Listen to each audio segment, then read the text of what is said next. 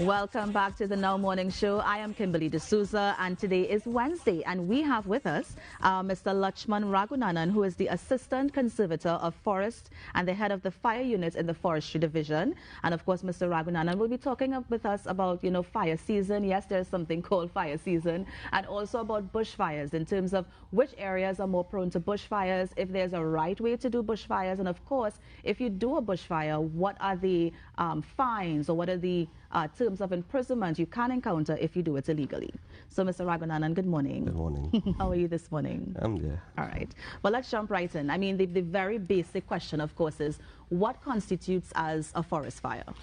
Forest fire is any combustion of vegetation that is uncontrolled, unplanned, is considered a forest fire. It could take in place of the basic lower story of the forest, the leaves, the twigs. It could take the middle story, and the shrubs as well as trees. Right. All that constitute a forest fire. Yeah. And what are some of the main causes of forest fires? In Trinidad and Tobago, however, the main cause of forest fire is human intervention, man. There are no other causes. It's just basically negligence of the person, of a human being, that causes basic forest fire. As in somebody going up in the forest and just lighting a fire and leaving it unattended kind of thing? Yes, there is that effect, because it comes down from the hunters, the campers, the hikers. Sometimes we clearing for agricultural land. We clear the land, but we light the fire using the fire as a tool. We tend to light it in the middle of the day. It gets out of hand, it's windy, and we go home. That's not the correct thing. Yes. Right? So that's a bit of negligence of man. It relates to the forest fires. Forest fires. Now, I've heard something about fire season. What exactly is fire season? Oh, well, fire season is basically the period mandated by the Agricultural Fires Act from the 1st of December to the next year, 30th of June. That period is known as the fire season. It is a time that you are required to have permits to light a fire.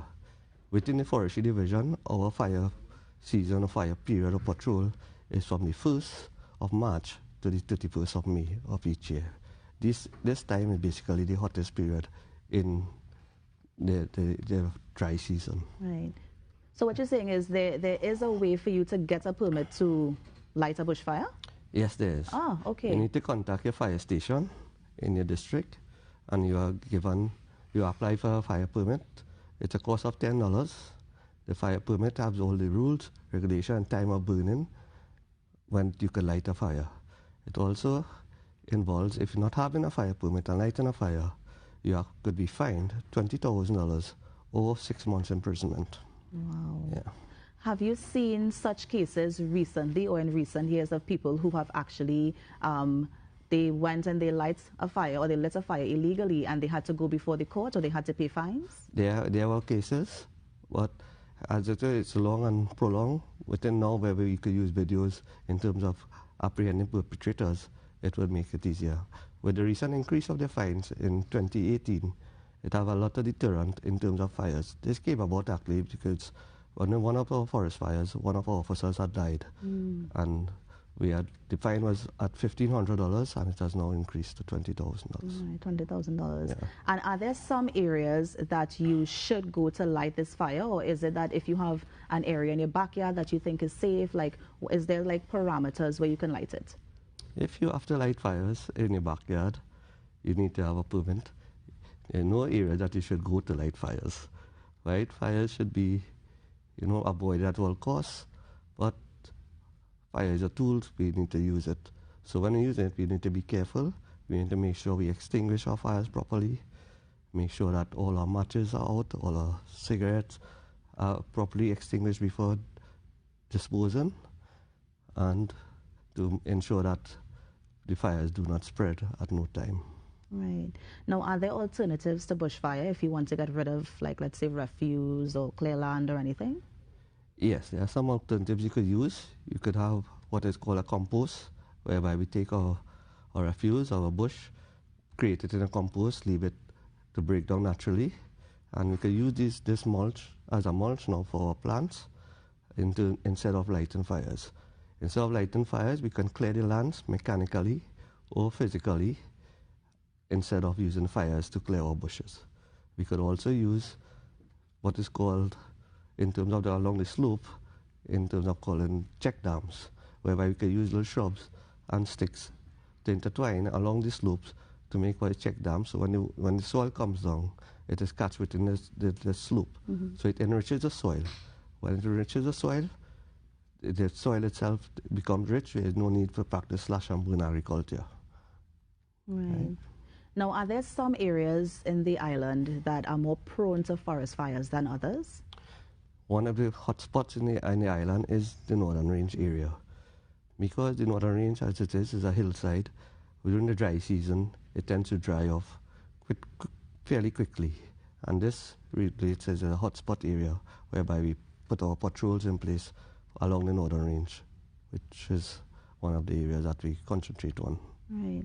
Now, how can forest fires be prevented? Is it as simple as, people not lighting fires? Is the ministry going to have a sensitization program? How can it be prevented?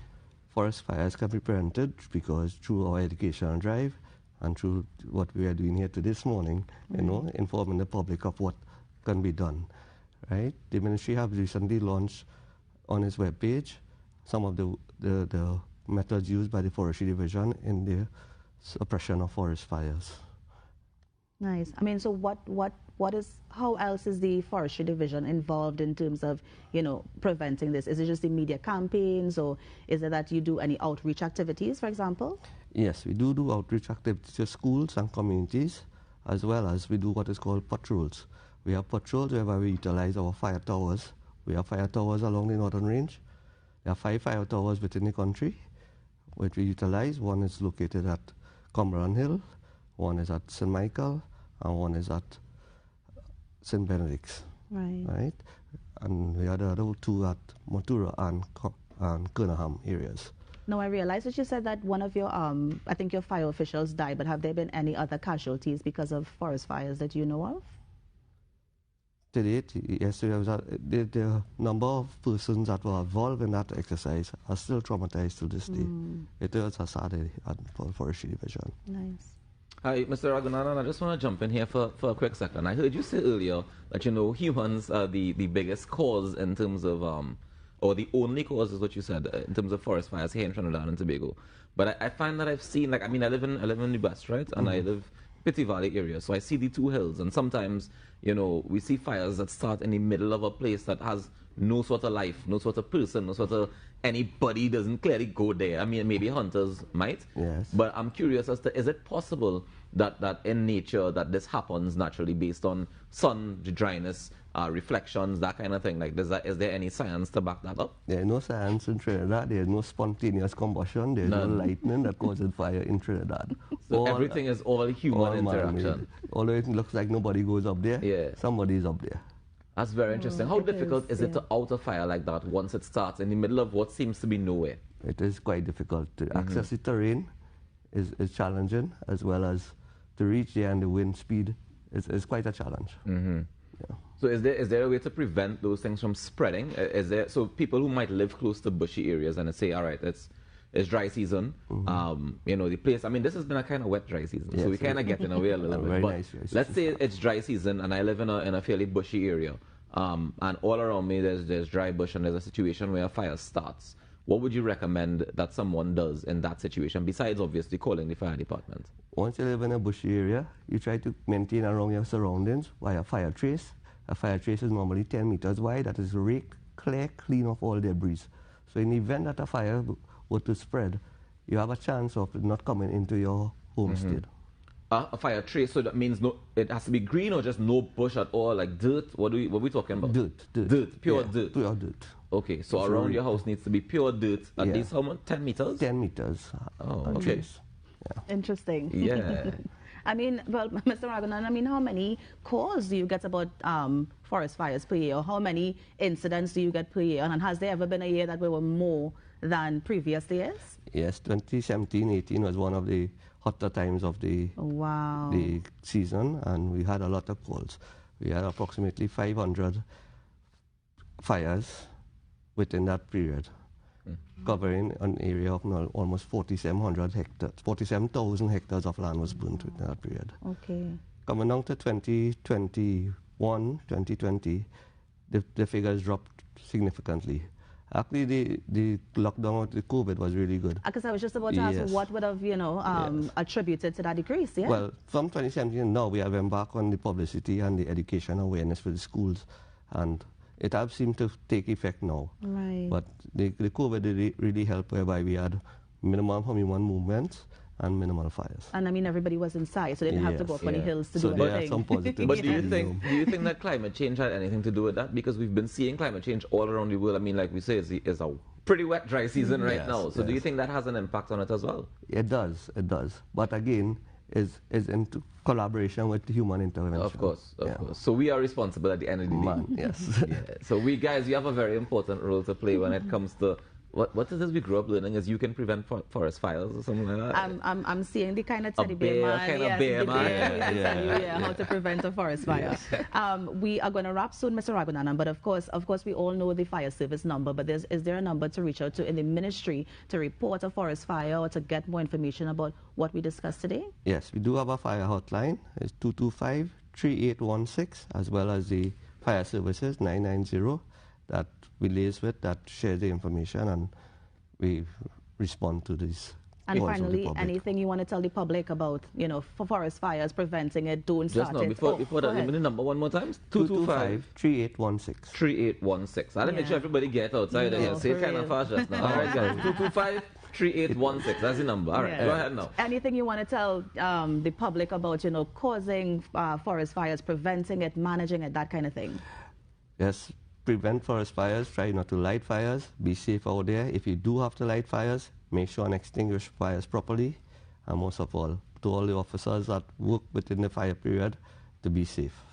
Thank you. So before we roll, you mentioned make sure you extinguish the fires properly. I think people don't understand necessarily what that means. So how do you know when a fire has been properly extinguished? The fire is properly extinguished. There is no flames, there is no smothering smokes. No smoke whatsoever. No smokes whatsoever, properly extinguished. You could even but play so if I throw water on a fire and I see smoke rise, the fire is still... It is still active. The breeze can take it up and it could still spread again. Okay, so I need to make sure and keep wetting it until... You see no smoke, or you take and dirt. water is still the best way, right? Water is the best way, but in the forest, sometimes water is not readily available. Yeah. So you use dirt to smother the fire. Okay. Yeah. Thank you so much, Mr. Ragunanan. Thank you so much. We're good. Very enlightening. Thank you so much, Mr. Ragunanan, who is the head of the fire unit in the forestry division, telling us about, how to prevent forest fires, about fire season, and basically just all-around safety as we are in the dry season. So this is in our morning show. We're going to take a quick break, and we will be right back. Keep it locked.